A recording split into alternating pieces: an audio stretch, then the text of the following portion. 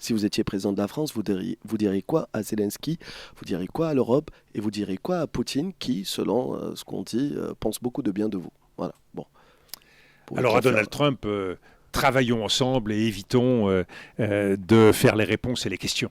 Il faut que chacun soit capable d'apporter sa part de contribution et aucune puissance ne peut dicter l'organisation du monde, aucune puissance ne peut régler seule les problèmes du monde.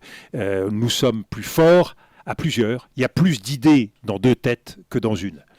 À Zelensky, le courage d'avancer. Il a pris une décision très importante. Il a accepté que des élections aient eu lieu, alors même que son pays est en guerre. En réponse à Donald Trump, qu'il a en quelque sorte sommé, eh bien, il prend le risque d'aller vers des élections. C'est-à-dire qu'il efface son destin individuel devant l'intérêt de son pays.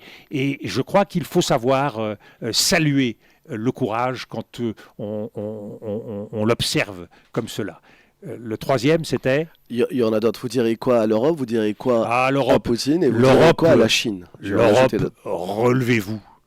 Prenez conscience de vos devoirs, devant l'histoire, devant les peuples, et soyez à la hauteur des circonstances. Alors, vous diriez quoi à la Chine? À la Chine, on ne peut pas réussir tout seul. On ne peut pas, parce qu'on est le premier dans un certain nombre de technologies, et déverser ces technologies sans regarder la situation des pays. Les Chinois sont des passionnés du win-win, le gagnant-gagnant. Eh bien, faisons en sorte que les stratégies économiques et commerciales soient gagnantes pour tout le monde. Faisons des partenariats, faisons en sorte que des entreprises chinoises puissent créer des emplois en Europe. Faisons en sorte que le bénéfice pour nos économies soit mutuel et pas uniquement d'un seul côté. Vous direz quoi à Poutine?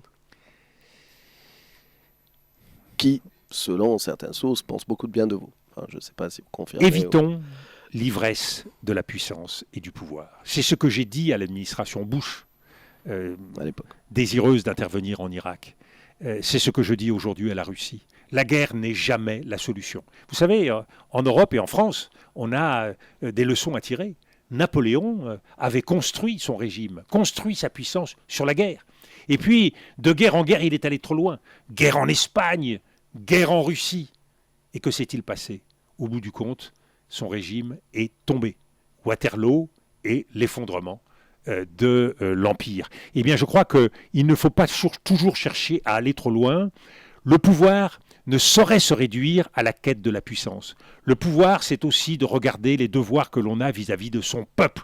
Le peuple russe souffre sur le plan économique, il souffre sur le plan social, et il souffre physiquement de voir la perte de ses enfants dans des guerres stupides et stériles. Vous direz quoi à l'Afrique?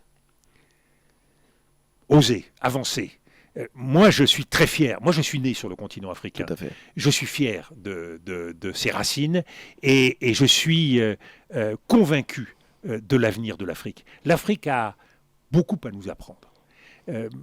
Du point de vue culturel, du point de vue de l'optimisme, de l'enthousiasme, de la conception du temps, la capacité à être heureux ici et maintenant, l'humour, le partage, la capacité à dialoguer, la palabre africaine, vous savez, on en aurait bien besoin dans le monde d'aujourd'hui qui vit à coups de diktat, qui n'est plus capable d'écouter l'autre. Donc nous avons beaucoup de leçons de civilisation à retenir et à apprendre de l'Afrique. Donc sachons nous retrouver, parce que quand je pense à la France, sans doute ce qui me blesse le plus, c'est cet éloignement que je constate aujourd'hui en Afrique. Sachons nous retrouver. Nous avons pendant des siècles travaillé et avancé ensemble. Eh bien, retrouvons-nous dans le respect, dans la dignité et dans une aventure qu'il nous faut maintenant inventer dans l'intérêt des uns et des autres. Et comment serait votre relation avec la Tunisie, si demain vous êtes président de la France? Vous savez, moi j'ai une affection très ancienne pour la Tunisie. En termes de civilisation, nous devons beaucoup à Carthage et à ces siècles qui ont été des siècles glorieux. Et j'ai beaucoup d'affection aussi par la connaissance que j'ai du peuple tunisien. Combien d'étudiants en France que j'ai côtoyés dans les universités, dans les grandes écoles, combien d'artistes, combien de talents que je constate à l'IACE. Les chefs d'entreprise sont aujourd'hui mus par un dynamisme, un appétit, un enthousiasme. J'ai pu voir au long de mon séjour la jeunesse tunisienne, les étudiants, les étudiantes. Il y a quelque chose qui se passe et cette aventure, plus que jamais, je sens que c'est une aventure partagée entre nous. Et je disais, si vous étiez, et demain, si vous étiez un chef d'entreprise tunisien. Alors, je vous donne le choix entre 4 réponses. Si vous étiez un dirigeant d'une entreprise tunisienne, quelle serait, selon vous, la priorité absolue? L'ouverture, la prudence, l'innovation ou la résilience? Alors, dans le micro. L'ouverture, bien sûr, l'innovation également, et la résilience, c'est une figure imposée de la vie. Il faut apprendre quand les choses sont difficiles.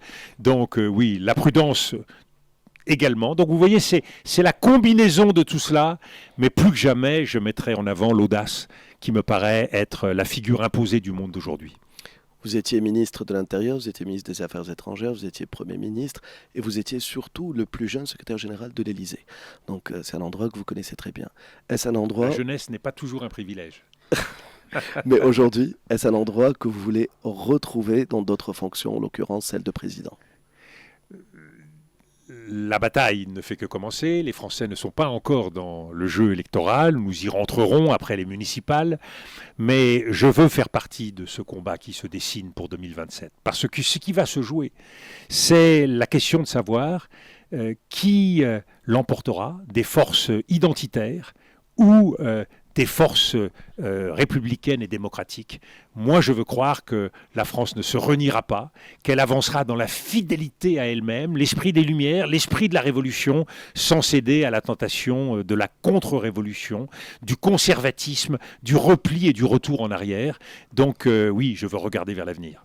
En tout cas, c'est presque la première fois, j'ai écouté attentivement, j'ai suivi pas mal de vos récentes interviews. C'est la réponse la plus proche d'un oui, je serai candidat aux prochaines présidentielles. En tout cas, on vous souhaite bon courage. Il fait beau à Tunis. C'est inspirant. Voilà. Merci. On va dire que c'est un scoop pour cette émission. Merci beaucoup. Merci Dominique de Villepin. Merci d'avoir accepté de répondre à nos questions qui sont très nombreuses. Je salue nos auditeurs qui, exceptionnellement, on a l'habitude d'interagir avec vous. On ne l'a pas fait, vous l'aurez compris, cette interview est enregistrée. D'ailleurs, je me suis privé de pas mal de questions d'actualité parce que ça va tellement vite que j'allais éviter de commenter telle ou telle déclaration en particulier parce qu'on est à J-3 à peu près de la diffusion. Comme ça, je suis dans la transparence. Voilà. Mais je pouvais quand même passer à côté de l'occasion d'avoir cette interview avec vous. Dominique de Villepin, merci encore une fois d'avoir répondu à nos questions. Merci.